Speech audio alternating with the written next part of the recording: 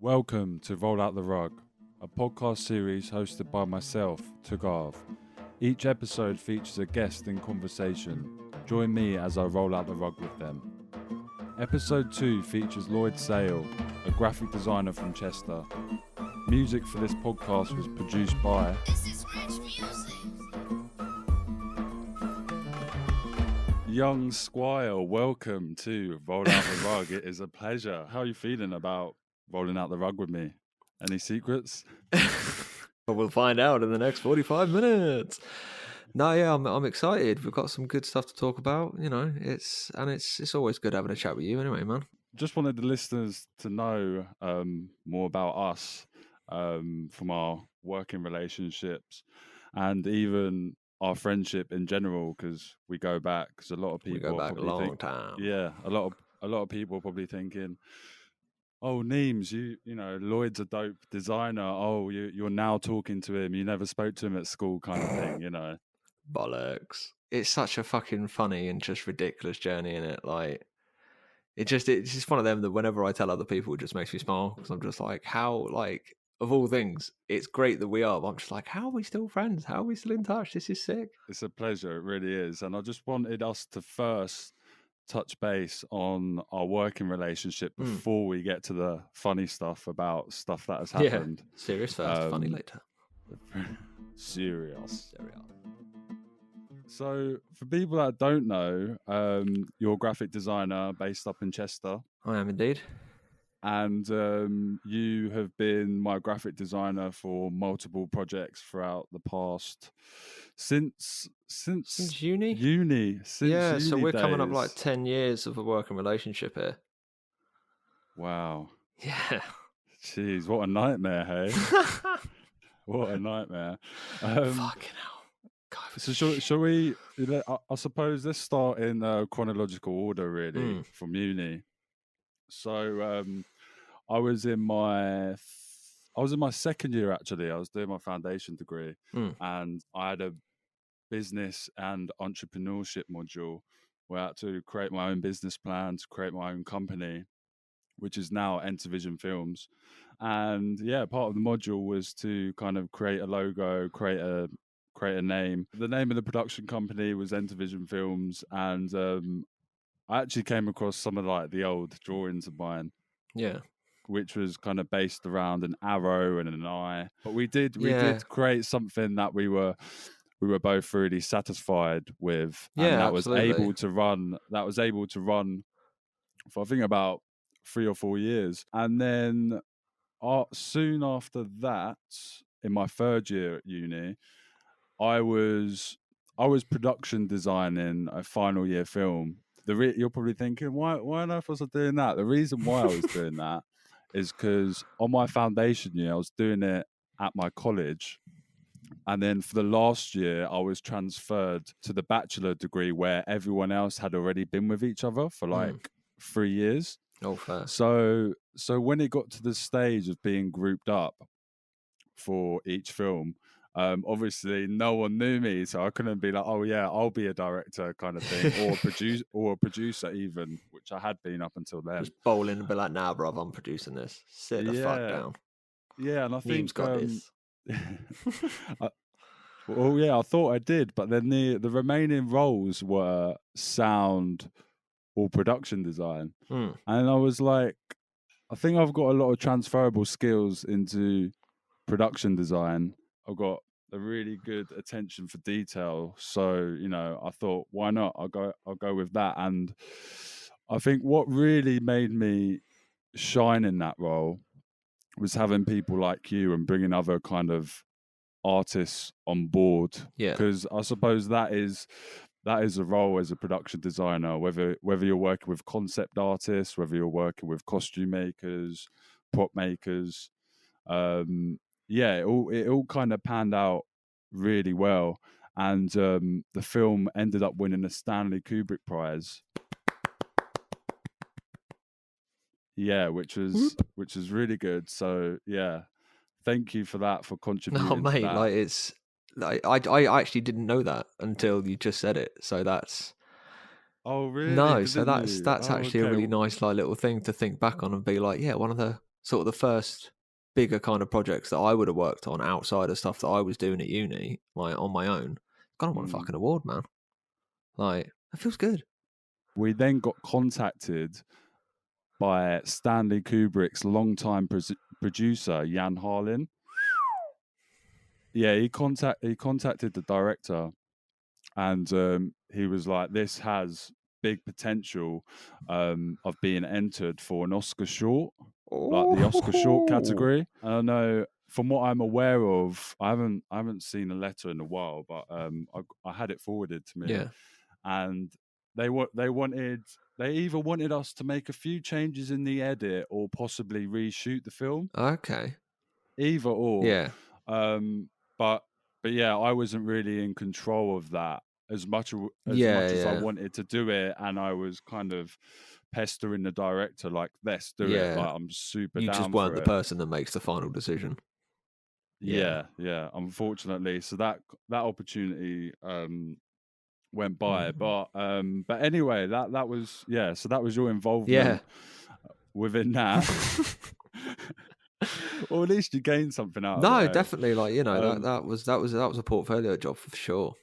After that, it was then rebranding Entervision. Yeah, that's when it got serious, I think, because we had like a hefty break, sort of a working relationship wise, between the rebrand and doing Selkie. So like, I was probably talking like, what, 3 or 4 years maybe. Yeah. So like, that's a long time for us both to develop as, you know, as creatives and just as people, and actually, you know, adulting, which is adulting. Yes, I can't even. I still struggle with it, but you know, you soldier on, don't you?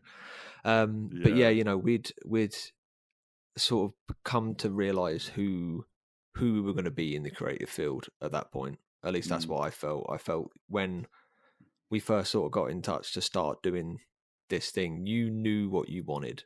You had a vision of what you wanted, and it's something from my point of view, it was the perfect balance. You know, it was, you knew what you wanted, but you let me have creative freedom at the same time. You can have some clients who will turn around and be like, I want this, and this. And you look at it as a designer and you're like, none of this shit goes together. Like nothing. So there's nothing you can do without looking at it and going, this is crap. There's nothing you can do, you can present, that you don't have to then convince the client that what they should do is something that's not shit. But then you get other clients who turn around and who say the most fucking frustrating phrase of all time, which is, you're the designer, you know what's best. And I'm sat there like, I don't fucking know what's best because I can't read your fucking mind.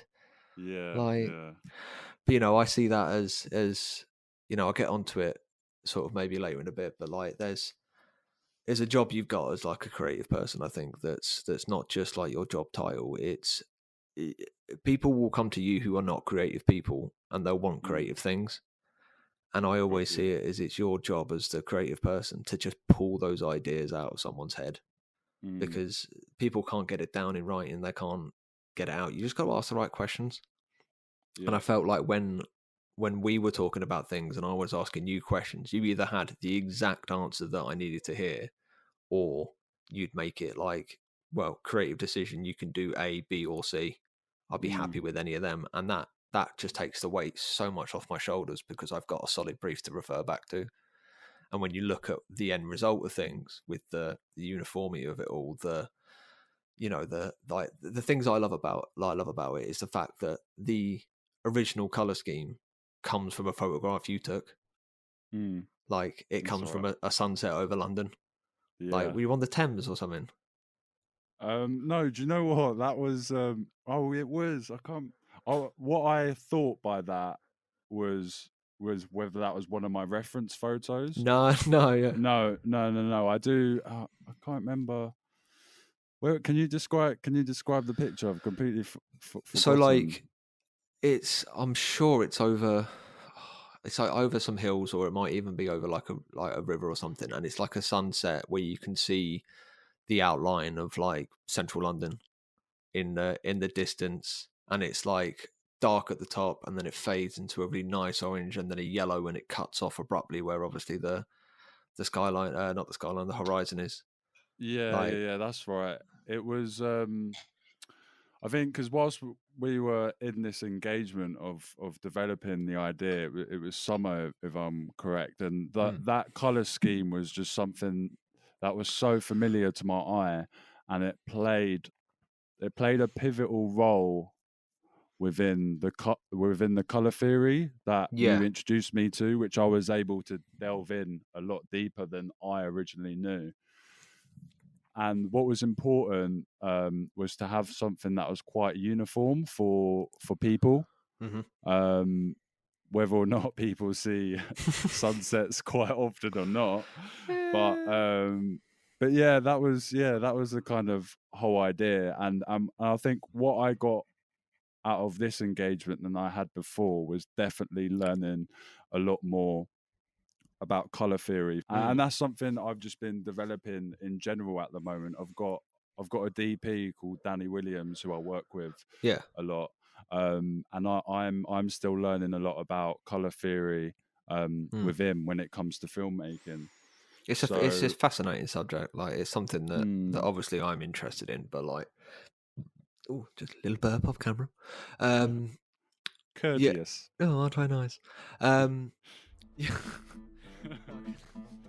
When I was then putting the logo together for yourself, we've got the top bit, which isn't quite like a black or a brown. It was more purple, because purple is a royal color. It's seen as like proper luxury in the Western world, and that's the thing I wanted to bring in, because you're going to get a luxury product if you use this guy. You're going to get some good shit, basically, is the underlying message. But then bringing in the orange and the yellow, it's a warmth, it's a friendliness, that you get both someone that you can sit down and have a chat with, who will also make you a fucking sick film.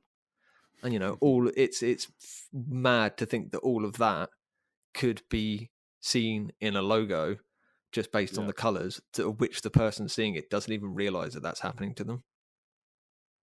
Wow. Yeah. I'm sure our listeners have had their minds the teeny blown tiny into brains blown, smithereens. or they've just gone, what the fuck is he talking about for the last 4 minutes? Jesus Christ.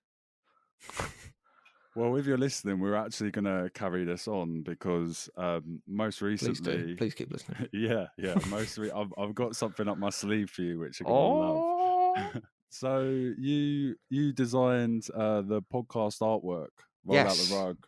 So I've got a rug in my room, a Persian rug, of course. And I've been wanting to start a podcast for a while, and as you do, I was just trying to think of names, and I just thought the action of rolling out the rug would kind of symbolize any guest coming on, feeling comfortable to talk about any topics that I want to speak about, and that was kind of like the core of the idea. And then obviously the rugs themselves, the colors that make them up. And I just want you to talk about ever so briefly the process of that before I give you a little bit of meaning to a certain element you designed in there. Oh shit. Time to plug Bala. Yeah, this is basically going to be a few minutes of me just saying how great my partner is. So first things first, Persian rugs are fucking gorgeous, man. Like, they're just so nice, but they're so expensive. I was looking at them, I was like, I want one. I was like, I've got to pay a month's rent to get one of these. It'll be worth it. I could sleep under it. It'd be fine.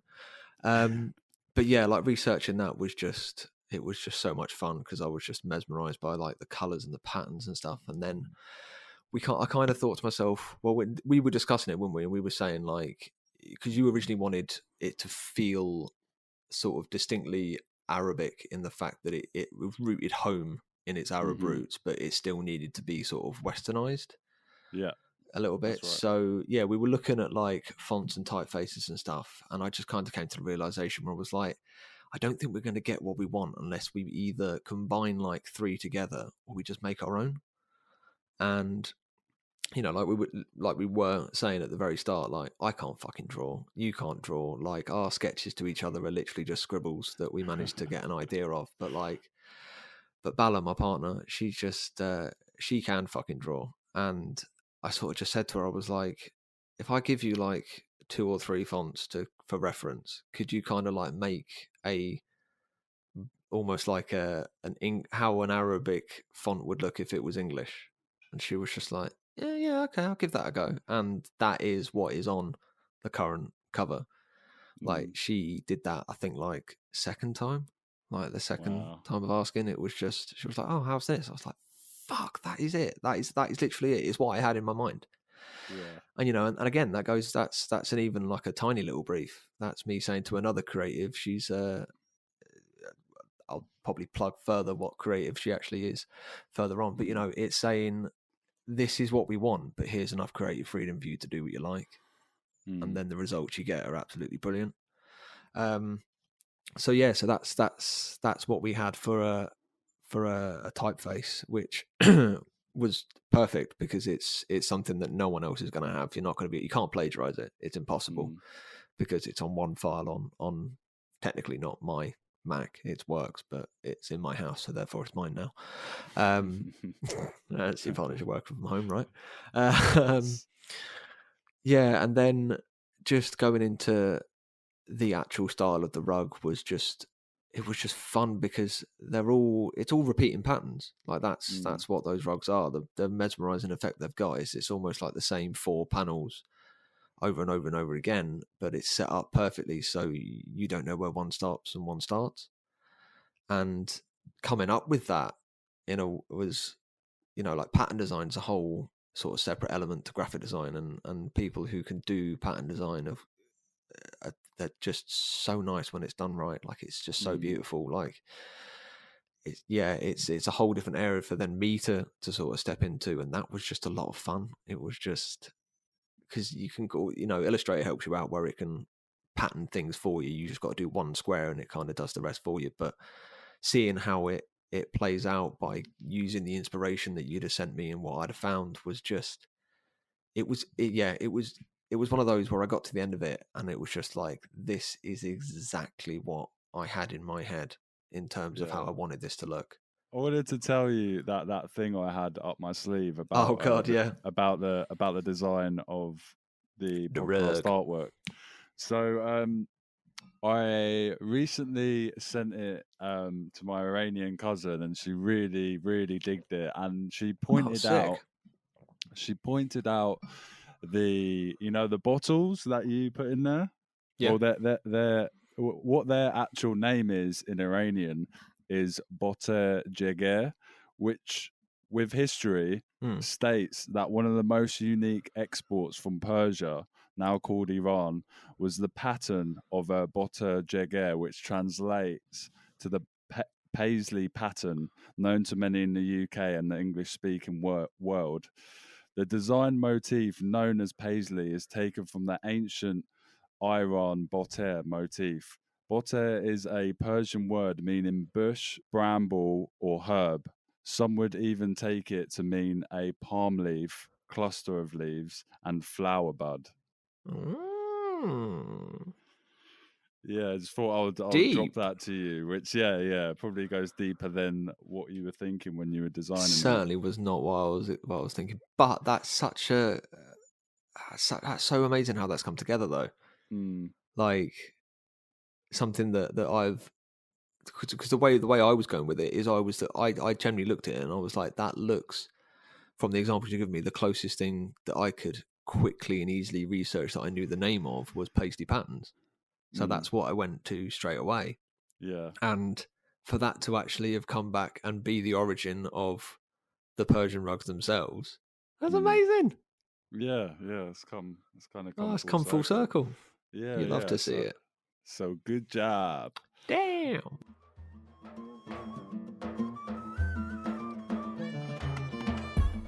I think I got more nicknames than you do.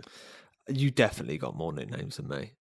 Absolutely. I always found, because So like when I was growing up, I really wanted a nickname, but you can't give yourself a nickname. That's just how it works, isn't it? Like you get given a nickname.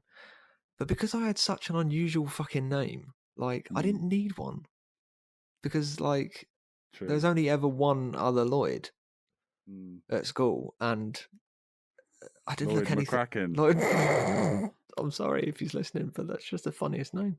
He was the only other Lloyd. There's only one other Lloyd I've ever met, and I live on the border of fucking Wales. Like, it's a really popular surname in Wales, but I don't even know why I'm like. I've asked my parents this. I was like, why the fuck have you called me this? Like, this is such a ridiculous name. And I was like, right, have we got any like, does our family tree go back to Wales? No. Like, it goes to fucking Essex and North London and then further into Essex. Like, it doesn't really go any further than that. I'm just like, why have you given me this name? And I'll always love my father for this. Because, like, I tell funny stories about my dad, and, like, I love the man to pieces, but he's a bit of an idiot.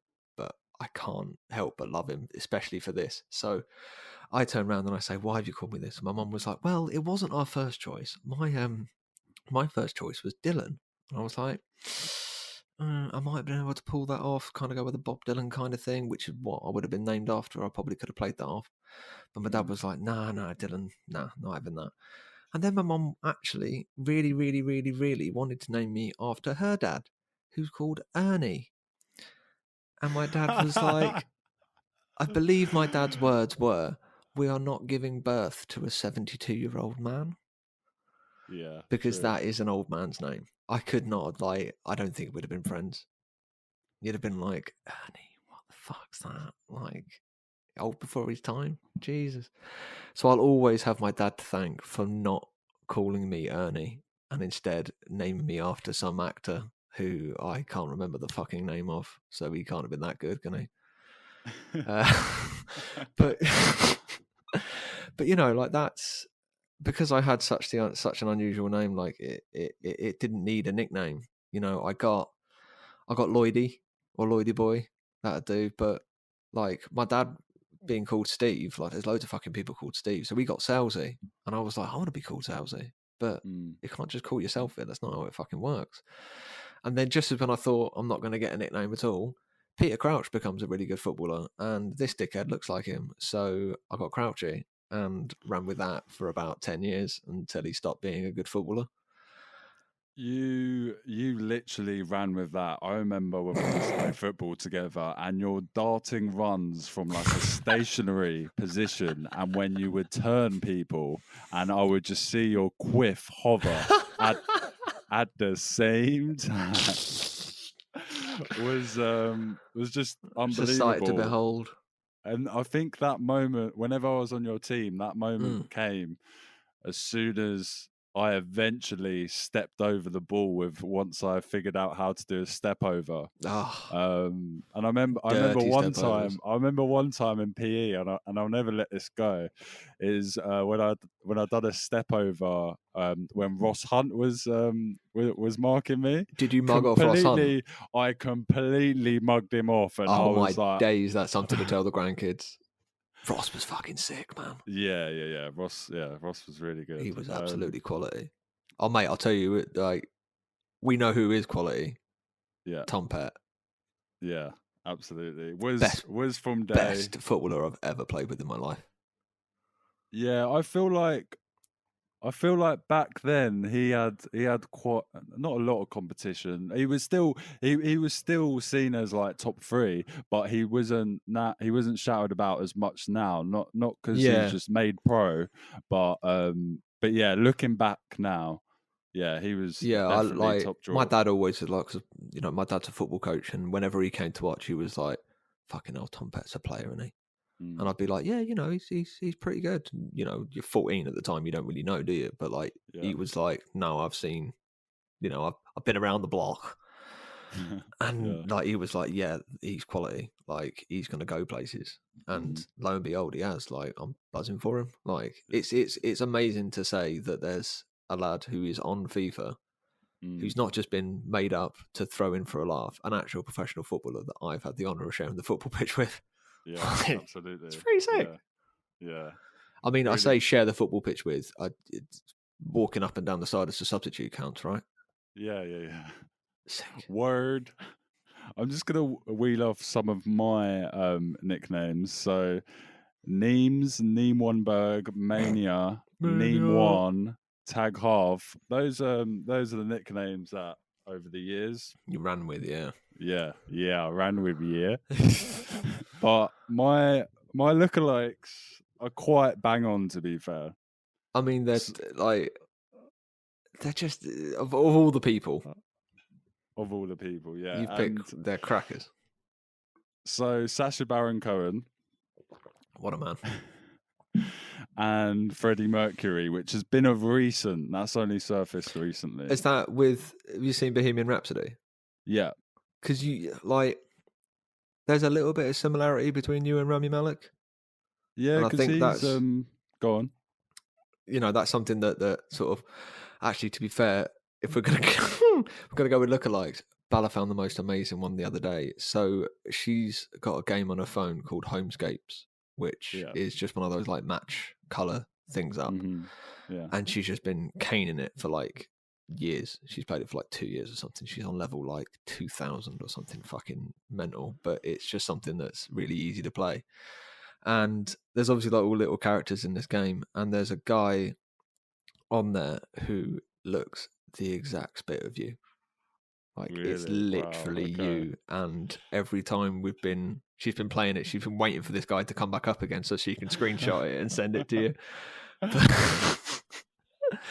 Oh, it is. It's literally you in cartoon game form. It's amazing. Oh, you got to. I've always wanted an avatar. There you go. Sort. You've got one. You could claim copyright instead of stolen your image. I think the Freddie Mercury one came because I recently done Movember. Yeah, you did have a hefty, nice tash on you. Yeah, and I went for the horseshoe tash. Yeah. I think that was the last one. The first one was the modern horse tash, which was like the weekend kind of horse tash, vibe. The modern horse tash. I had a lovely time using the Freddie Mercury filter on Instagram. You basically didn't fucking need it. Just put shades on. Yeah. So when it comes to fancy dress, it's going to be between Sacha Baron Cohen or Freddie Mercury. Fredwell. But yeah, I like my wife. I think this is probably the right episode to talk. Obviously, some people know me as Nick, some people know me as Nima, and I'm sure there's a lot of people from back in there that are like, "What the hell is going on? My man's got an alter ego or something like that," but it really isn't. So, well, no, well, I just love the way you just feel like, well, it's not.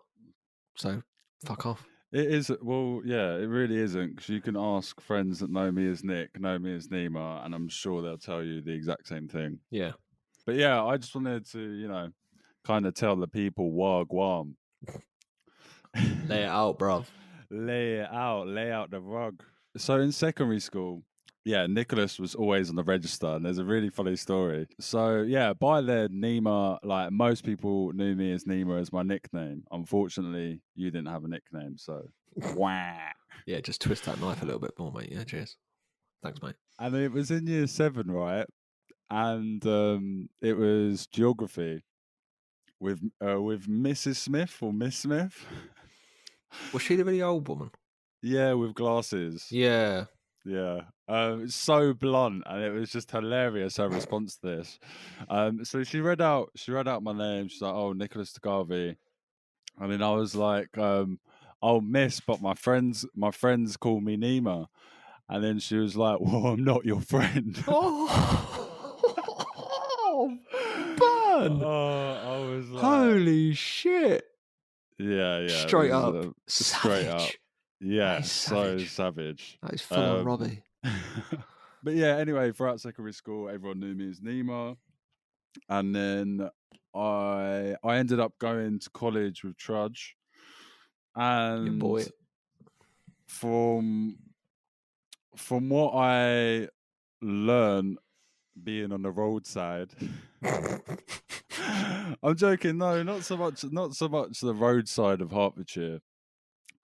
More so, I don't know. Maybe just people in the area, whether it be so-called friends, parents of friends, and their kind of outlook of people with ethnic background. Because they didn't obviously have any experience of the industry at that point. No. So purely based on that, and going into an industry which is quite image based, even if you are working behind the very scenes. Much so. I was like, I need to make the decision here, and I was pretty young. How old was I? 40. How old were we when we left school? 16. 16. Well, I mean, you left at 16. I was at sixth form, so Yeah. technically I was still at school. Yeah, so I got to wear a suit. Fucking look like a dick. You dickhead. Fucking You devil, mate. You want to buy a bus ticket? So yeah, 16. It's a heavy decision to make at that age. Yeah, it really made sense for me. So nothing changed. When I registered, I still put the same name I did when I signed up for secondary school. Yeah. And then obviously Trudge was with me at school, and it's like one of my best pals and knows me as Nima. So Trudge was kind of being introduced to something completely new of then calling me Nick. Yeah. It's just not used to it. No. But he done really, really well. And then like when we would, because obviously I'd still see friends that called me Nima. Yeah. When we were with those friends who like convert Switch back to back. Nima. Yeah. So it was he done really well. That was whole of college, uni. Yeah, all my uni friends know me as Nick. And then as soon as I started becoming a runner, a PA. That period to climbing up to be a junior, I just started to realize like I was reaping the benefits of like making that decision quite early. Yeah. Even more so now. I definitely think if I didn't make that decision, I wouldn't be where I am now in my career with the certain companies I've worked with, whether they be like independent production companies or like commercial company. What I mean by commercial is more like well-known broadcasting companies. I know what you mean. Yeah, nothing's changed. I'm still the same guy. Still the same guy. And but a lot of things have changed in society now, where people are kind of more open-minded. And how do I explain it? You would be able to explain it more, because obviously you're in a position of being a manager and like hiring people at the same time. So I don't know whether you can. I mean, not only am I in a position where somehow I'm now a manager and I make decisions, which still, like I get imposter syndrome so much. I'm just like, what? How did I get here? Like, should I be here? Have I done this? And then that part of your brain kicks in where you're like, no, you fucking deserve this, man. Do it. You're good at it. Fucking keep doing it. I'm also in that position. And, like I said, my partner's half Filipino, and we've had genuine discussions where we've seen studies done, and she's been looking for a job now for like a year, because she's just not been able to find anything. Her last job basically fell apart from underneath her, and she didn't get the chance to even. She basically had to leave, or she was made redundant. Tough situation. But because she's got a non-Western sounding name, shall we say, that is her actual name. Her nickname is Bella. We've generally thought, if she sent a CV out where it had a Western sounding name, would she actually get more interviews?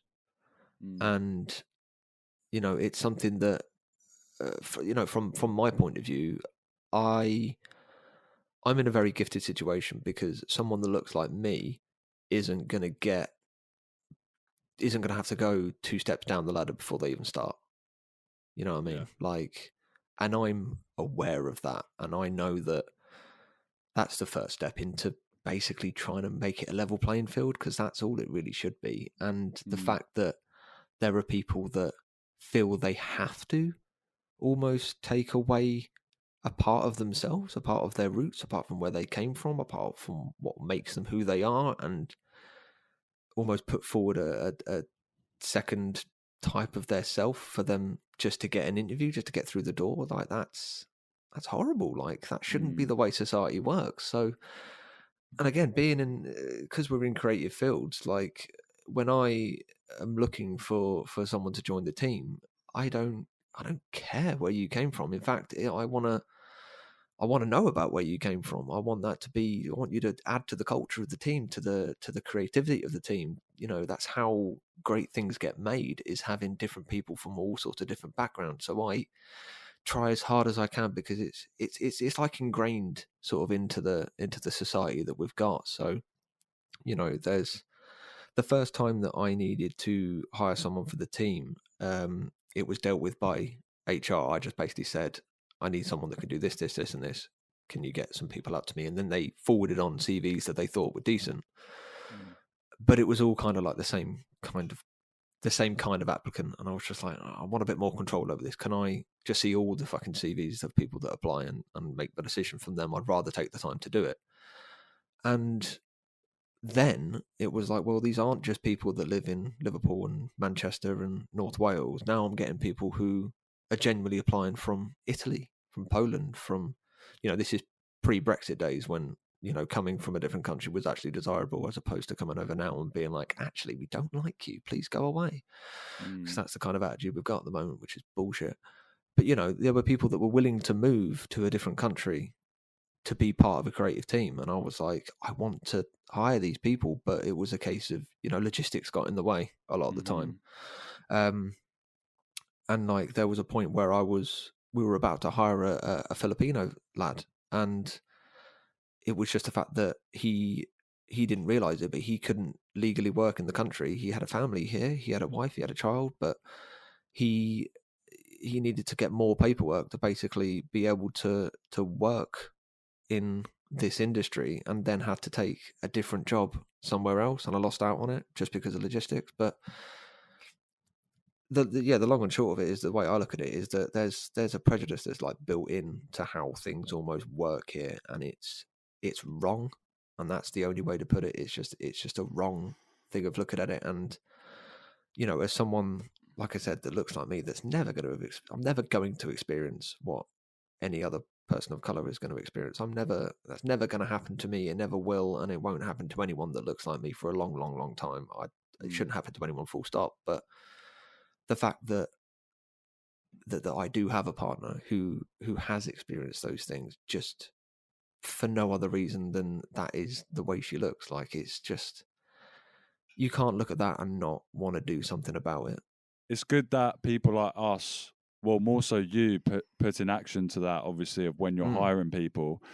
And for me, I suppose my action is to encourage people that do have ethnic names to kind of, you know, roll with that, because I've been told recently by a few people that I've worked with who are aware of, you know, my middle name being Nima and how, you know, I explain the whole story kind of thing. They're like, oh, that's such a cool name. I can kind of imagine that on, you know, imagine that on credits kind of thing, blah, blah, blah. And yeah, obviously I'm worn into Nick now anyway, but it's not like I would have wanted to roll with Nima more, you know what I mean? But you know, it is what it is. But something I think you probably do want to know is actually the meaning of Nima. Oh, I'd love to know the meaning of it. Which it means the sun, or like the radiance of the sun, and oh, sick. This, which I'm not too sure, well, it doesn't resonate with me, like famous and well known. Well, I mean, people knew you back in Potter's Bar. People knew you. Bar. You go bar. It's how people talk in Potter's Bar, if you wanted to know. Something like that.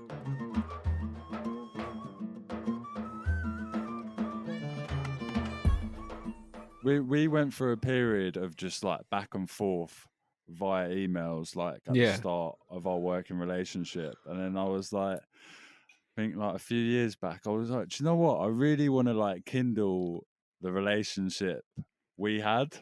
because it was just back and forth with emails quite a lot, wasn't it? Yeah, it was just kind of bits and bobs here and there when we had a bit of spare time kind of thing, wasn't it? And then it was one of those, like, I definitely felt that it was like I'd get an email off you and it was more of a, it wasn't like a working email, it was more of a friendly email, like a catch-up email. And it was one of those where I was just like, oh, fucking hell, yeah, remember when we did this? And then all of a sudden, I'm sat there telling Bella just like, oh, my mate from school's got in touch again. We did this, we did that. Like, you know, because I was I always remember the story of when we were at Old Owens.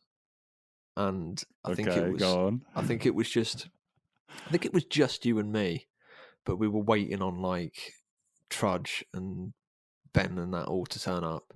Yeah. And I got my phone out, which basically had the video recording capabilities of Potato, shooting, like, we were doing crossbar challenge. Oh yeah. Oh my God, what a throwback. In it. And like, I'm filming this at like fucking 320p, which is look more like about fucking 10. Like, resolution is awful, but there you are, like 35 yards out or whatever, and ping first time.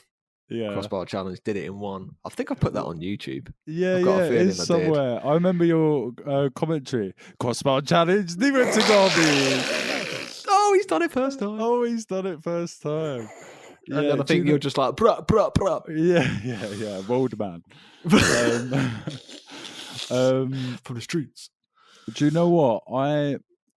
That is one of many things I know I'm sitting on somewhere on like an old family PC, which I know is still at my house, which includes, I don't know if you remember, I think it was me, you and Bees. We used to do like a Royal Rumble in my living room with the webcam, like jumping on each other. God, yes. Yeah. So there's that. My God, that's been out of my mind for so long, and I'm so happy that's popped back in. Yeah. Well, same with that video you just mentioned. I'd completely forgotten about it. Finding that was just like a bit of treasure. But I'm kind of getting into that archive mode. I've recently found some old DV tapes from college, which I've brought back to my place from my mum's. So I just need to kind of get a tape recorder just to kind of wheel those back. So yeah, I really, really want to find those for sure. But in all fairness, in going through that, you found one of the greatest photos of yourself and myself. That is the image we're using on the podcast. And I'm so happy you found this. I've actually got like two versions of it. So I've got not of the photo, just how the formats of the collection. One of them was the prints, and the other one was a CD signed and written by Paul Klein, another famous friend we have. And I've kind of I think he signed it as like Kleiny Productions. What, man? It's really funny because it's not like then I knew I was going to get into film. It's the fact that he is who he is, and he's done that. Like, it's oh, that's brilliant. That is brilliant. I've been looking at that photo recently, and I've been thinking, I look like I'm from Honduras. Of all places, you've just gone, yep, that lad looks from Honduras. Well, where that? I reckon he plays with Maina Figueroa, that fella, yeah. Him and Wilson Palacios, best mates. Well, that's all the Honduran footballers I know. I'm not even sure the first one was Honduran. But I can tell you their flag. What is their flag? Colours? It's blue, white, blue, and it's got like an emblem thing in the middle. It's kind of similar to Argentina if you put it on its side. But it's like horizontal stripes. Like a sort of a royal blue. Royal blue. The colour of sorry. No, it is it is vertical. It's in three, it's blue on the left, white in the middle, and blue on the right. My bad. So it's just like Argentina, but it's dark blue. All right. Well, what you just cut me up on doing is Trudge would vouch for this as well, and he probably goes through the same thing when he hears the term royal blue. And you've seen the film Liar Liar, right? Yeah. You know when he's in the office and he's trying not to lie, and he's holding the pen in his hand, and he goes, I think it's red, but Yeah. he's trying to lie, and he goes, the color of this pen that I hold in my hand is royal blue. So yeah, Trudge will get that, and I just thought that was a bit of crease. Just one for you, Sam. You heard? You heard. Shout out. So yeah, going back to the photo, I had major bum fluff there. Oh mate, it was envious from my point of view. Right. And then I saw some other photos of us. Do you know what? That's the only photo of us I've got from that trip. No way. Which is such a shame, because I think that trip I've got some good memories of that trip, man. Like, I say to people, like, I've been to the World Cup, and they're like, fucking hell, no way. And I went, yeah, I went with my school. And they're like, well, what did you go to? Fucking the Royal Academy of Dickheads? I'm like, no, I went to just a sort of standard public school. You know, it wasn't even. It was, you know, decent enough school, but, you know, it wasn't like, you know, B block was falling apart a little bit, and C block was absolutely wank. But I mean, the rest of it was all right. A block wasn't too bad. They had the new computer bit they put in the back. That that was all right. But yeah, you know, it wasn't like an incredible school. But somehow we ended up on a deal, and it was like 440 quid, I think, all in. I can't really remember the figure. I've got a because well, I remember having to convince my parents so hard, and like my dad's like kept saying to me, he's like, "That's a lot of money, you know," and I'm like, "I know it's a lot of money, Dad, but I'm going to the fucking World Cup. Like, if you don't let me have this opportunity, I will resent you so hard."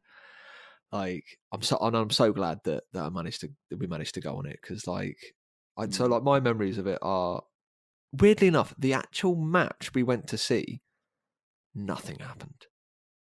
Like, that's well, that's the weirdest thing, isn't it? Because it was one of like 4 0-0 draws in the whole group stage, and we were just unfortunate to have turned up for that. But the people we were with, oh my god, Jesus Christ, it was just, I've never felt so much love come from strangers, and they were just pure joy.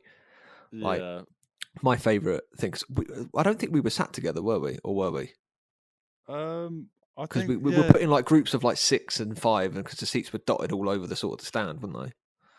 Oh yeah, now you say that, you're right. Yeah. So like, what was the game? Tell the listeners what game we went to. So the reason we got tickets so cheap was that the school bought a block of tickets before the draw was made. So we didn't know who we were going to go and see until the draw was made. And it was Trinidad and Tobago versus Sweden. So we did get to see Zlatan Ibrahimovic. We did get to see Henrik Larsson and Freddie Lundberg and some other Swedish. Jonas Olsson, sure. Yeah, he played. Let's go with that. We also got to see Dwight York from Trinidad and Tobago, and Kenwyne Jones, the legend that is. And that's my extensive history of Trinidadian players. But, you know, we didn't realise as well until we got there that this is Trinidad's first ever World Cup game. Ever. It's the first time they'd ever qualified. And they're up against, you know, Sweden, who aren't a bad team in any way, shape or form. But, you know, it was a game that you sort of looked at and you thought, well, maybe they could have an upset here. This could go all right. And in when so we obviously sorted all of like the itinerary out beforehand, and the teachers decided, right, what we'll do is, if we'll get everyone wearing the same colour shirt in the stands, they'll stand out. We might get on TV because they'll pan over to, like, you know, say if it was Italy, everyone would be wearing blue and we'd be all there in white, and they'd be like, oh, what's that? You know, pick them out. So they went with pink shirts, and I think I've still got my pink shirt. I don't know about you, but I think I've still got it. Yeah, I think it doesn't fucking fit me anymore, obviously. Yeah. But so we're all there in pink shirts. We find out it's Trinidad versus Sweden, and we think, oh well, hopefully we'll be sat in the Sweden end because they'll all be in yellow and we'll be in pink. But we were in the Trinidad end, so they're all wearing red. So we just blended straight in. the whole plan of the pink shirts went out the window. But I've never known such a carnival atmosphere for such a diabolical game. They celebrated throw-ins like they scored. Yeah. It was like, my lasting memory of that game is about a 75-year-old Dwight York, or however the fuck old he was, playing holding midfield for Trinidad, skinning two men and banging a shot that clips the top of the crossbar. It wasn't like a rocket that's unlucky to go over. It was like, it was never going in, and it just clips the top of the bar, and the people around us went fucking mental. Yeah. It was just, I mean, and like, I'm sat there going, but you missed. You didn't even get a corner. Like, it's a goal kick, and they're like, ah, but yeah. So we're waiting in this concourse area for the game to end. Final whistle goes. Fuller comes down the stairs, and he's like, right, let's count everyone up, and we're all just sort of counting, and it all kind of goes sort of like the calm before the storm, and before you really know what's going on, you can just hear this drum going like boom, boom, boom, boom, getting louder and louder and louder as they come down the stairs.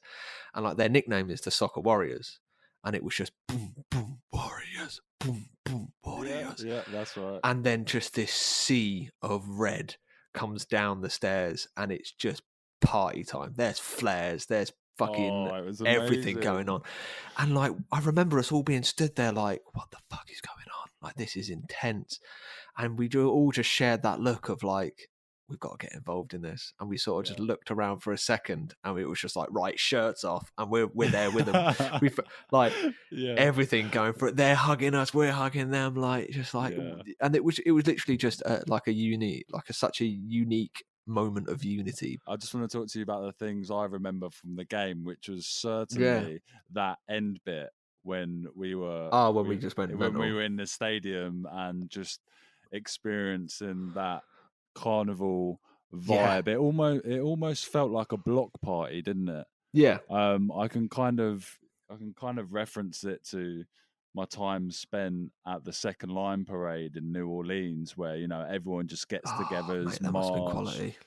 Yeah, that's what it really reminded me of, and then and that experience being the first one of anything carnival like, and then now comparing it to when I attended Notting Hill Carnival, and dancing with the Trinis there. Like, I remember there was this one stage at Carnival where it was the end, and like the after parties were at petrol stations where there was like a Trinidad and Tobago sound system.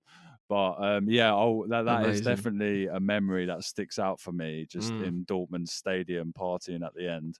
And then it kind of took away the score. Yeah. Completely removed it. And also the fact pre-game there was a lot of eye candy with like the Swedish fans. Oh, mate. Like, we were like, what, 14, 15? Yeah. Around that. Like, that's dangerous. To just be walking around Germany, which already has beautiful women, which has been populated by Swedes. I look Swedish, so they were like, oh, looking at me, and I was like, hey, hello, how are you? I really like how you're wearing your skirt. Not a chance. There's just like so many funny things like that. The tournament as well, the footy tournament that we had, which is where the photo itself comes from a legendary tournament. Yeah, like, it was a good team. Like, we had a good team. It was just mad that we had that in the whole trip. We'd managed to wrangle our way into a German five-a-side tournament with like teams from other. I'm sure there were other countries there as well. It wasn't just German teams. Yeah. Like, mad, absolutely mad. Like, for someone like me, that's I wanted to play football at a level where I was like, oh my God, I want to go to international tournaments and play football, but I can't actually kick a ball.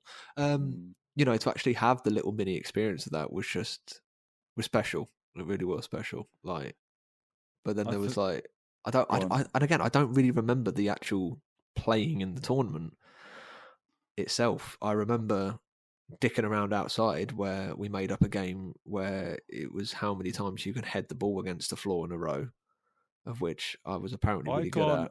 Do you know what? I can't remember that, but I can remember the tournament. So really, brilliant. Yeah. So fill me in. Craig David, me. So up until then, I was an average player. Like I was like B team, or if the C team was there, like I was fucking starting. But I would like be in the pecking order of getting into the B team. That was just the level I was playing at. Yeah, mate, you could ping a ball though. You could ping a ball. I was like the Huddlestone up in here. Oh, mate, what a player. So yeah, I remember we only got through like I think it was maybe 2 games at most because it got called off, didn't it? And I think fuck yeah, it did.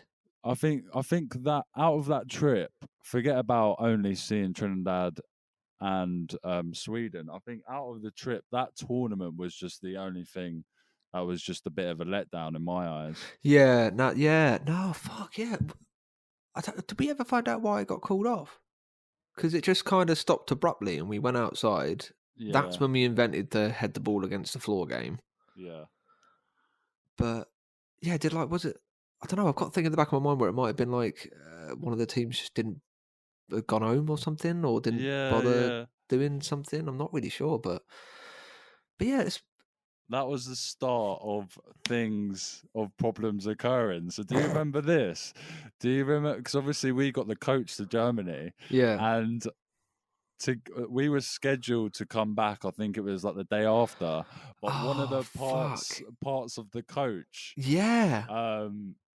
broke or something. Yeah, went broke and we needed a replacement. So we were waiting. We were waiting on that in this kind of like suburb of Dortmund in that ghetto area. When we got so bored, I was kind of in my prime of rapping, and you were just laying beats down. Paul Klein didn't just want to be, an influencer. He also wanted to be an MC like me, and I'm sure Tom Pett did as well. And everyone gave it a go. You got to give it a go, innit? And I vaguely remember, like there was like derelict areas around our hostel. I remember like just being in a tunnel and just like spitting, and like everyone like doing the rounds, and that was just kind of like the lasting memory of that trip, which was quite funny. Oh man.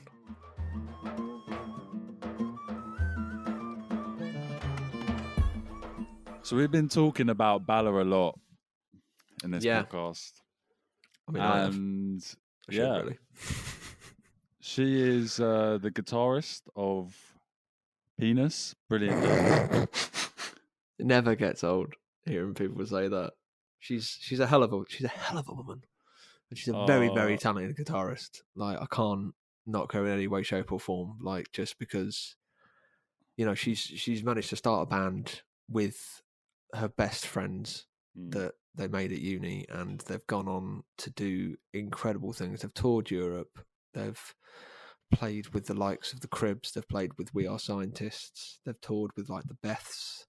They've been on the same stage as like Baby Shambles and stuff like that. And you're just like, this is just 3 people that started in the bedroom that went to uni to do this, and they're doing it. And all like I'm obviously going to speak from a biased perspective, because I'm shagging the guitarist, so I'm obviously going to think they're all right. But they're fucking good, man.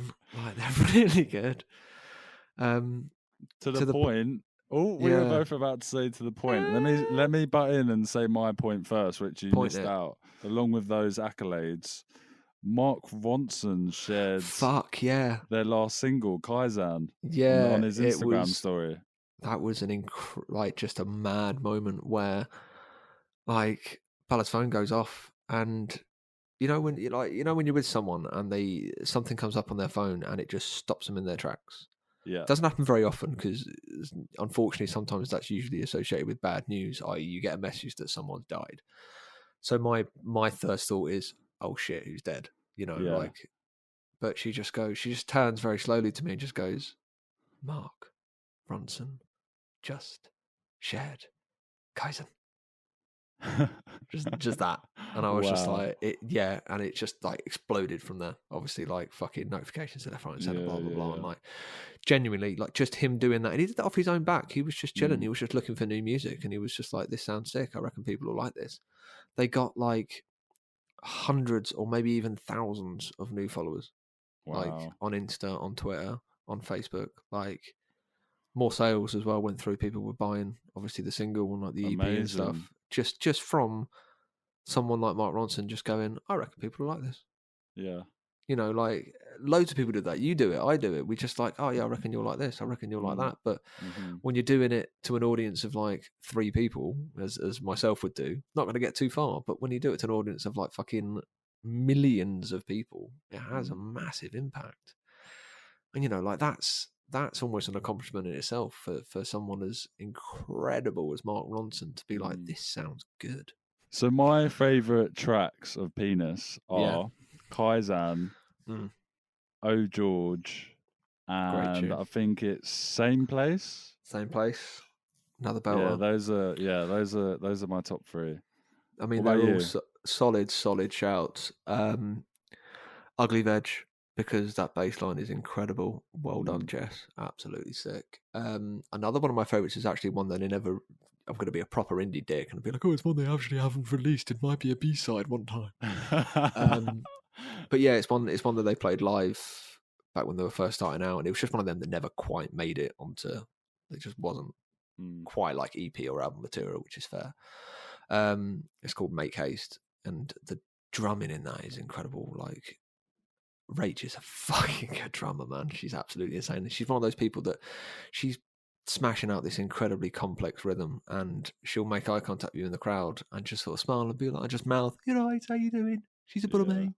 Be like, you're right there, Lloyd. She's like, but you know, I've sort of got to go out and say that my favourite Peanut song is Summer Song, because it's actually about me. No way. Yeah, it's about how me and Bella got together. Basically, she wrote it. She wrote all the parts to it. And yeah, it's one of them that I'm just like, yeah, it just hits home different because it's someone wrote a song about you. You know what I mean? Like that's different level, and it's not just like any other kind of songs. Like I always like songs that have got a deeper meaning to them. They're on Spotify. You want to check them out? Go for it. And on all major music distribution platforms. Yeah, now's the time to plug. So if I'm right, on Instagram it's Peaness Band. Peaness Band, I believe. Yeah. Yeah. EA. PEANESS. Peaness. And yeah, if you get the chance, listen to their podcast. The Happiness podcast. That has been great for me when I've just needed some time to step back and just hear some Northerners natter, and just have to gain some joy out of something, which I do have plenty of things to gain joy out of, but it's just like a really nice listening, which has some laughs and just daily life stuff they go through. Like even I think it may have been the first episode when they were just talking about their experiences of going shopping. I know. Like you can tell that they're good friends. They can be so open with each other and so honest with each other, and you know, like it's not. You can tell it's not fabricated. Basically, it's a deep, meaningful friendship, and you know, and in part of that, like I feel like I'm really good friends with both Jess and Rach. I bet. And you know, like I don't necessarily know them. Yeah. If that makes sense, like on the level that like you and me know each other, but you know, like, you know, I still, you know, I still, yeah, it's weird. You feel like you know them. You feel like you can relate to them very much.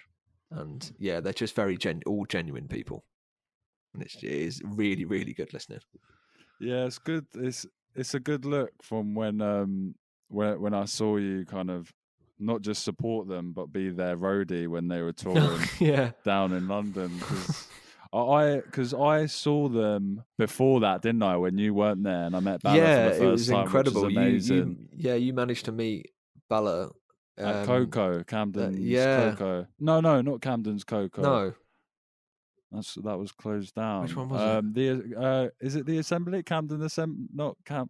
It was in this Camden. is gonna annoy me. No, it's one of them things that I don't want to Google. It's right by the station. No, Electric Ballroom. That's it. Yes, So yes, Electric Ballroom. So What a venue. yeah. Electric Ballroom was the first time I saw the band, and met Bella, which was managed to grab a That's incredible. photo. I was like in the smoking area, and I saw her on like the other side of the rail, and I don't even. I think did I message you? I think I messaged you to message her to say that I'm with my bloody giraffe head in the smoking area. I was literally on my own for that gig. Yeah, like that. I was genuinely like almost shocked that you went, but I had so much respect for you, that the fact that you did, and I was like, as soon as you told me that you were going, I was on the phone to Ballon. I was like, you fucking make sure that you give him all of your attention, because he's come on his own to see the partner of someone, to see someone he's never fucking met, but it's just a partner of one of his good mates, like, and like, yeah, like. It's again like spawned another great friendship out of that. Absolutely, and it definitely brought us closer together. Yeah, like brought us back to like the level we were like 10 or so years ago. Sure. And then the second show, you managed to come down and brought Trudge along, and wow, that was that was just amazing, incredible. Like, they don't have put on a show, mate, do they?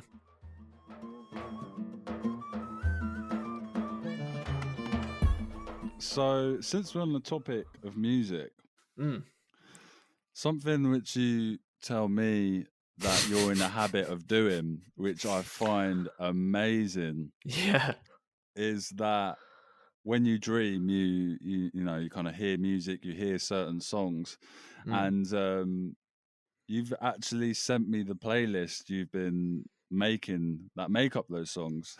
Yeah, so about 3.5 years ago, I realized that I was having like dreams where you kind of half remember things. You know, when you wake up and it's there, and then you think about it for more than 5 seconds and it's gone. You can't remember the details of it. But there'd be songs that would stick up, and I'd just wake up with different songs in my head. So I had like a little notebook by the side of my bed, and I just thought, I'll just write down what songs come into my head. But it was every fucking morning, and it was a different one every morning.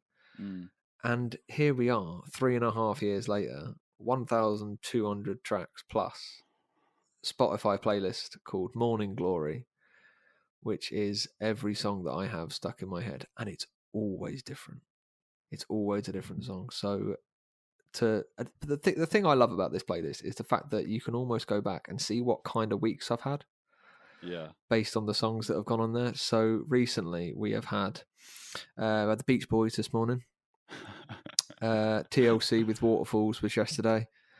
The Jam, bit of Sam Cooke, Stereophonics, bit of Biebs, Blur, Rihanna, FIFA tune. Yeah, of course. Playing a bit of FIFA gets my head. One of the theme tunes to Bleach, because it's amazing, just sick, just guitar. Oasis, Muse, Coldplay. But then like you go a little bit further back, and I'm just like, oh, what a weird week I've had here. Massive Attack, Eminem, Westlife. Westlife. Yeah. Wow. Like, what? How? What the fuck's going on here? And like, one of my favourite weeks, I had In a Smile by Texas, then The Strokes, Cortinas, Sam Smith, and then Gay Bar by Electric Six. Like what? I just find it it seems weird to me, only because sonically I don't hear anything in my dreams. No? What, no. Like just nothing at all? No, not from what I can remember. Like songs, definitely not. I just you talking about that makes me think. Like, I take more visual stuff away. Mate, I don't know, mate. I don't know whether that's because maybe you consume more music than me, or I don't know, maybe because I'm a visual artist to some sort of extent. Probably. The reoccurring themes I have, which most people are probably aware of, are dreams of people dying. Which, good to know. which obviously can symbolize, from what I've read, it's like a new beginning is coming, like something new. Oh, that's a lot more positive than actual death. Yeah. So there's that one that I have, and then when you, it's not really a dream; it's a nightmare of your teeth falling out. I can safely say I've never had that. You haven't? No, Wow. I have never once dreamt that my teeth have fallen out. It might be because my teeth are already fucked, so my brain's just like, well, them falling out will be a blessing. Okay. Okay. Well, apparently that's meant to mean like a lack of self-esteem Oh shit! or money issues or symbolizing some sort of rebirth. Oh, okay. There you go. Learn something new every day. Yeah, I think it kind of falls more down the rebirth avenue with the teeth Yeah. fall, because obviously So I something mean, have new there for been like me. occasions? There've been occasions where you've had a dream where your teeth have fallen out, and then something massive has happened, career-wise or personal-wise, in the either not long before or after that.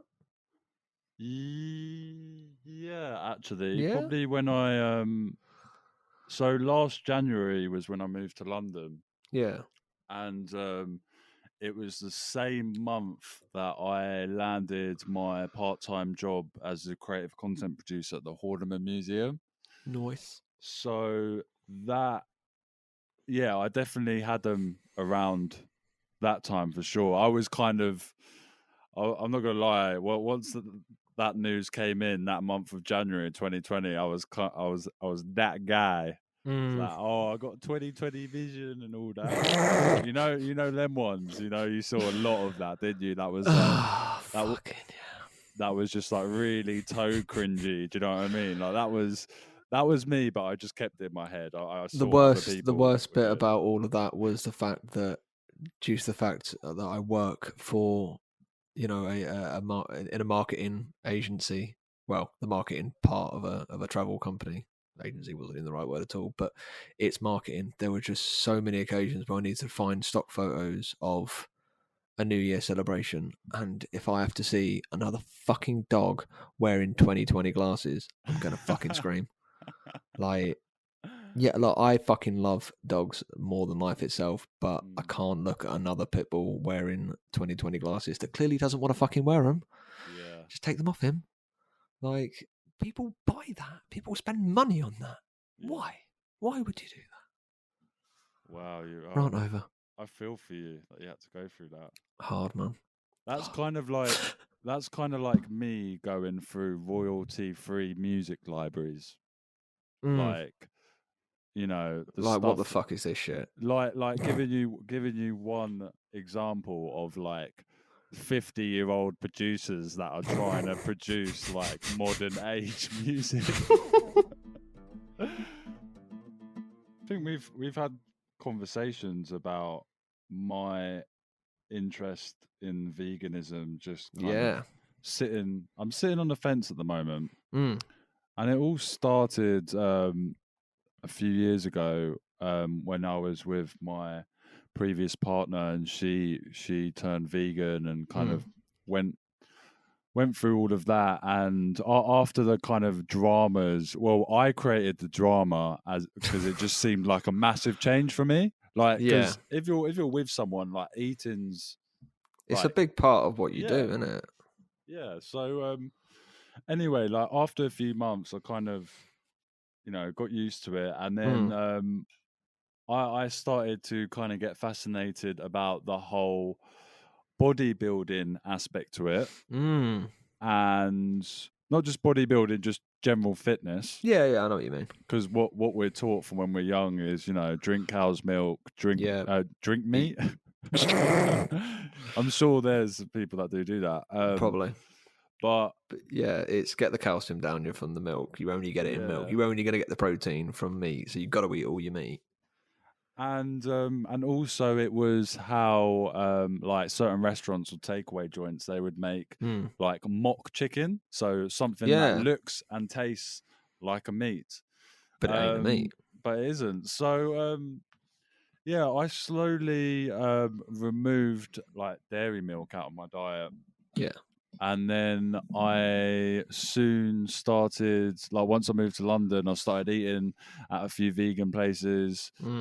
Ones that I want to mention, so you know when you do come down, is I recently hit up Hello Burger, chain of vegan burger joints. Snack. Totally snack.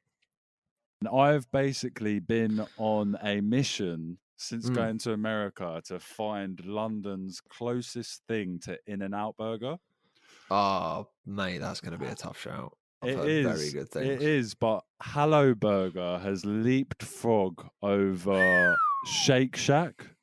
Oh, damn. Trudge knows about Shake Shack as well. But yeah, Trudge loves a bit of Shake Shack. Yeah, yeah. So yeah, Hello Burger is definitely the one. So whenever the time's right, we can go to that, and maybe Absolutely. some of these other two. Another place is called Eat of Eden, which is like a vegan Caribbean place. There's a real diverse range of vegan cuisines in London. Oh yeah, the other one's in Camden. It's called Young Vegans, which is like a pie and mash shop. Oh, sick! So good. So good. So yeah, that's only a few that are currently pinned on my I've created this map on Google. I don't know if I've told you about this. No, go on.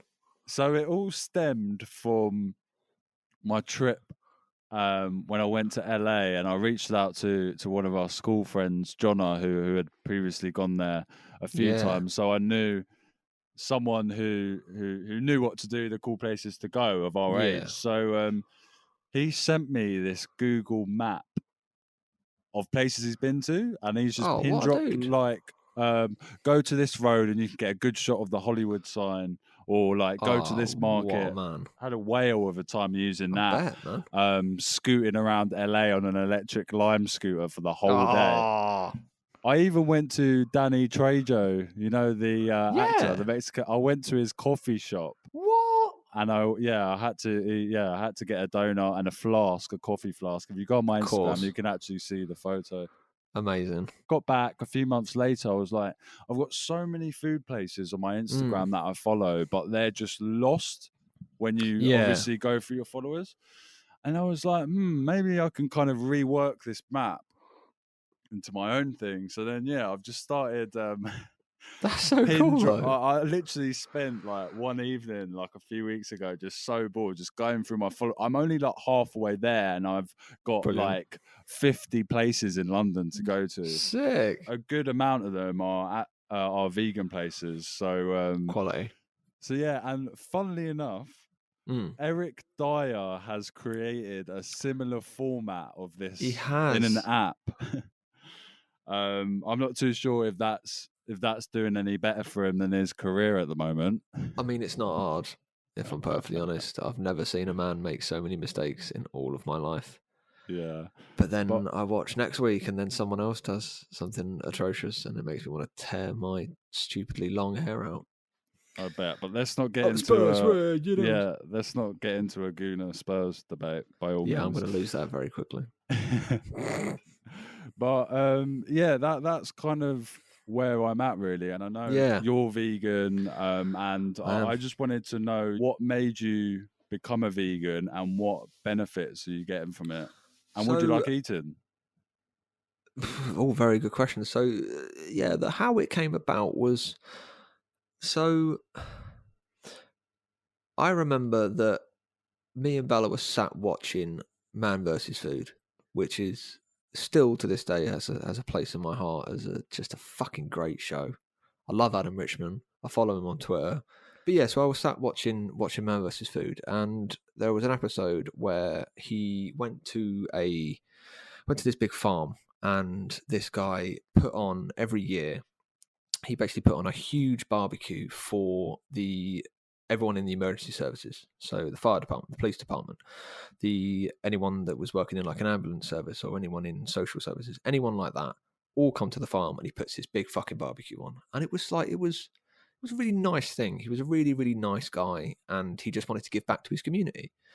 But the thing is that he lived on this farm, and he had converted one of his barns into like just a death ground for animals. It was ridiculous, and because it was framed in a way to appeal to meat eaters, he was like, right, I've got a full fucking oven here with like 8 turkeys cooking in it. I've got 12 racks of ribs going in this oven next to it. And you're looking at it just like, it's a lot of food. You know, that's a lot of shit's going in there. And it gets to the point where he finally gets to sit down and eat. And every guest, be it adult or child, got a school tray size meal, which had a turkey burger in it. Like, I think there was a whole chicken. You got literally a whole fucking chicken with like a pulled pork with fucking bacon, and you know, literally any farm animal you can imagine eating is on this tray of just meat and a tiny bit of coleslaw, you know, for salad, because America. And I'm watching like them just chow down a little bit, and you know, this is obviously well back before even vegetarian. And you know, I'm looking at it and obviously going, oh, you know, that does look pretty good. But then kind of just, as you know, as the camera pans across and you're seeing people, no one finished the whole tray. No one could eat that amount of food. It was like, it was enough to fucking, pardon the pun, to feed a fucking horse.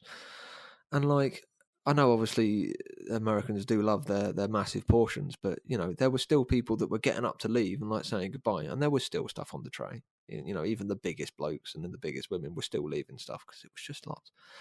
And I just thought, how many animals have died to make that whole barbecue? I was like, there's one person that every person had a whole chicken, like a whole small chicken on their thing. I was like, that's got to be like hundreds of chickens that have died, and they've not even all been eaten. And it kind of just, I don't know, it just kind of hit home a little bit differently. It was a kind of a change in mindset where both me and Bella just looked at each other and just went, I don't want to just have sort of all those animals die and them not even fully be eaten.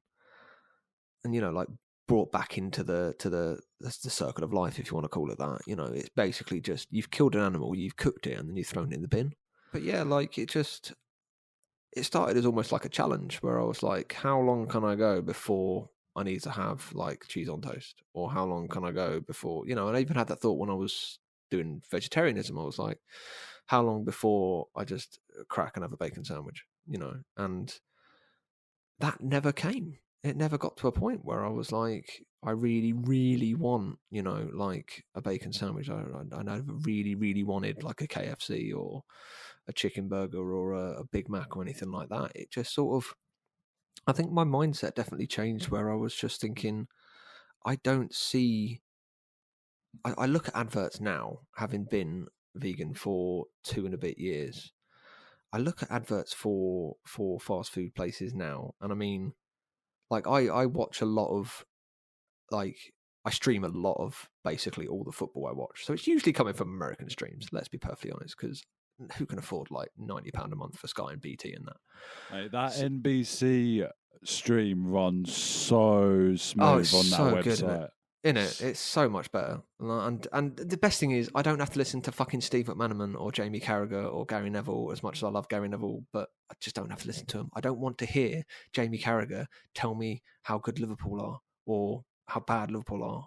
I don't care. Stop talking about Liverpool. Just talk about the people who are playing. And that's what they do on the American streams. It's so much better.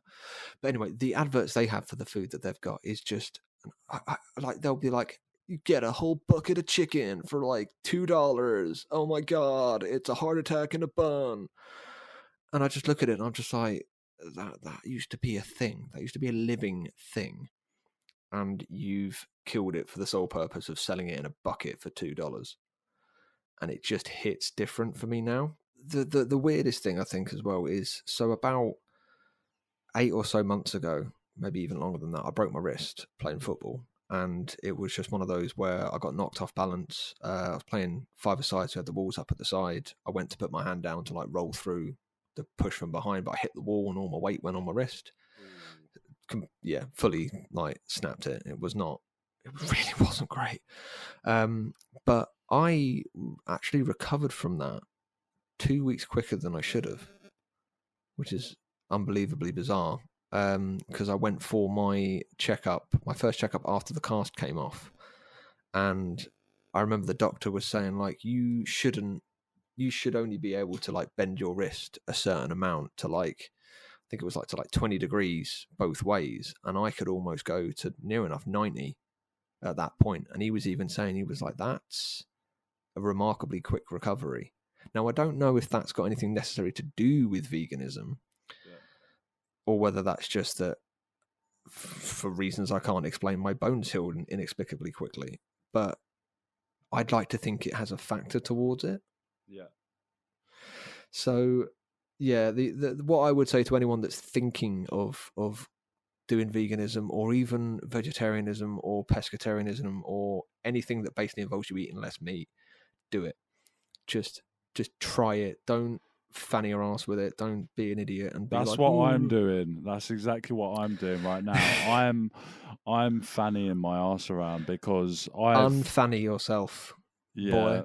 Yeah, like, maybe. Just it can be a bit tedious at times, because there might be points where you feel like you can't have the meal, and it's easier and it's quicker to have, you know, some kind of animal product. But I promise you that if you get yourself the resources that you need, i.e. you get yourself some cookbooks, you get some recipes that you know to yourself, you can get vegan ready meals now, which is absolutely incredible. You know, those times where you're just thinking, I really can't be asked doing anything, I just want to bang a pizza in the oven. You can get a vegan pizza. They've got them in most of the major supermarkets. You like, we've got 2 vegan shepherd's pies that we got from Tesco, like, in the oven. Like, that couldn't have happened a few years ago. Sure. That's what made it so difficult for people, I think, starting out a few years ago, because not so many brands were kind of jumping on board with it. But now you've got so many options all over the place for just really good, flavoursome food. Like, you obviously saying about like favourites myself, like, Bella is a fucking incredible cook, and she makes an absolutely incredible mac and cheese. Well, we call it mac and greens because there's obviously no cheese in it. But I'm the mac and cheese king. But to be able to make a vegan mac and cheese is leveling up right now. So go on, you got me. So, like, it's the sauce that she makes is it's so simple. It's literally just like a few ingredients with some flour and then nutritional yeast, which is the greatest thing of all time. Nutritional yeast, if that's not in your kitchen, it needs to be, because you throw that in there and it instant cheese flavor. Oh, yes. Packed full of, like, vitamins and shit that you need. So, yas. But yeah, and just, you realize how simple things can be when you take all the shit out. You know, like, when you buy like a pre-made, like, cheese sauce, if you ever look at the ingredients, you're like, fucking hell, there's like 70 things in here. And then I watch Bella make one with like 5, and it tastes better, and it's not got any of the shit in there. It's not actually got any dairy. It's got fake cheese, or cheese flavoring, shall I say? Yeah. Do you know what's the best beef burger? Sorry, I think I'm already. Sorry to cut you, but I think I'm already over the burger thing, which I've told you on numerous occasions, is that the Bird's Eye Pea Burger is so flavoursome, yes. so yes, mate. Yes. So, like, so chunky, just so rich thick. So obviously, it's like £2. Yeah. So it's a fatter, isn't it? Fatty mate. Fatty mate. It's hench. It is dench. It's Dame Judy. But yeah, like, I think that's one thing. Yeah, I'm able to kind of, you know, substitute that for be true in itself. Be true in itself. Sorry to cut you once again. No, rude of me, Squire. Never, my prince. I was that a snort? Yeah. You heard? Crank it. Bop it. Pull it. So yeah, Spin it. All right. Okay. Low. Do you remember Roffle? Trud used to use that quite a lot. Roll all over floor laughing. Rufflecopter. Oh, MSN days. That's a separate Oh, those were hazy podcast. days. Maybe That is a separate maybe podcast. us three need to join Absolutely. forces. I recently got the beetroot juice, not Mm. concentrated, and I've Yeah. been using that as like because it's really good as a pre-workout with Yeah. with the setup I have at home at the moment, and Mm. it's almost as equivalent to people who drink coffee or an espresso before a workout. Yeah. You obviously have to get accustomed to the taste. Of course. But yeah, really, really great for you. And yeah, equally get as much, not equally get as much of a buzz from coffee, but it definitely does something to you. It hits you different, doesn't it? For sure. Like it's one of them. It's not the same as a caffeine kick you get from a strong coffee, but it's something happens, you know, within yourself that's like, okay, right, I can fucking do this now. Like, yeah. I think the last vegan meal I made fresh was battered fish and chips. Oh, whoa. Yeah. So boy. So the fish replacement was just a few tins of banana blossoms. Blossom, sorry. Yeah. We've got that in the cupboard. With the intention of making fish. Oh, really? Yeah. I'll have to send you some photos of that. That turned out really well. You know, you got to cut your own chips. You got to do it proper. Yeah, innit? And always homemade meals always taste better. Yeah. They just do. And also, you would use to get the fishy flavor. You would use the juice from a gherkin jar. I think gherkins were in it, or maybe it was just the juice. So yeah, I'll have to forward that on to you for sure. I know you can get if you get chickpeas and you use the juice in that and you whisk it up. It's called aquafaba, and that's basically egg white, which is really good for baking. So you get a tin of chickpeas. You can use the chickpeas if you want. I fucking love chickpeas. Put them in a curry. Great. But yeah, keep the water that they're in. And yeah, just whisk it up and it goes thick like egg whites. And you can use it as an egg replacement. Okay, it sounds like I definitely need to, be picking your brains. But you see what I mean? You would have never have known that. Yeah, not a chance would you have stumbled across. Oh, I'll just whisk up some fucking some weird, not even see-through juice. Yeah, that sounds great. Is that your impression of me? It is. No, it's definitely not. It was more along the lines of almost like Roy from the IT Crowd a bit if he wasn't Irish. Yeah, perfect. You tried turning it off and on again. A fire at the sea parks. It's a very strange place to go on fire. Well, on that note, thank you so much for rolling out the rug with me. Thank you so much for having me. It's been an absolute laugh. I'm so glad we did this. Yeah. I think it was right. It was right to have you on. With I really appreciate it, man. With you being part of the journey, way back when. Way back in ting. Is there anything else we want to plug? Well, I suppose we'll plug Peaness Band one last time. One more shout for the Peaness. So at Peaness Band on Instagram. At Peaness Band on all the socials. I think they're Peaness Band across the board. Is that confirmation? Have you been given the eyes? Well, she's not in the room. Oh, okay. You know, she is actually in the room playing Pokemon, of which I'm rather jealous of. But I love it. I'll leave you to do that. But yeah, please by all means check them out. Give veganism a go. If you're a creative person, keep being creative. Don't fucking stop, please. We need more creative people in the world because I can't bear to see more HR themed presentations in my life. We need more creative people. Go for that job that you think that you've seen that you want. Apply for it. Do it. Be a creative. Do the creative things. Word up. And where can people find you if they wish? If people do want to find me, I'm on Instagram, lsale9. Follow me on Twitter, #Salesy. If you just want to hear me complain about Tottenham and the government with a few occasional jokes. And I mean, you can add me on Facebook, but I don't really use it. I kind of only use it for chat and the like what you did on this day 8 years ago, which was incredibly cringe.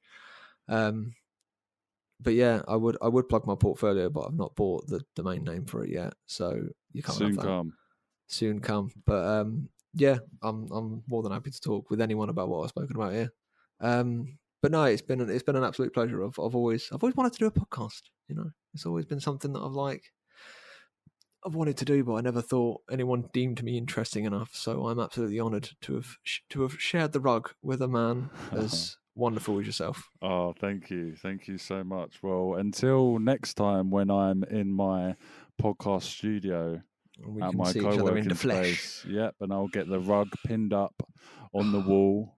Yes. And hopefully get that sponsor deal with one of the UK's leading Iranian rug companies, and we can sit Yes. down and drink some independent rum that I've also been sponsored with. Those are just Suit you, sir. those are the only targets for this, and I think they're fair. That's you've hit the nail on the head there. It's a target market in a nutshell.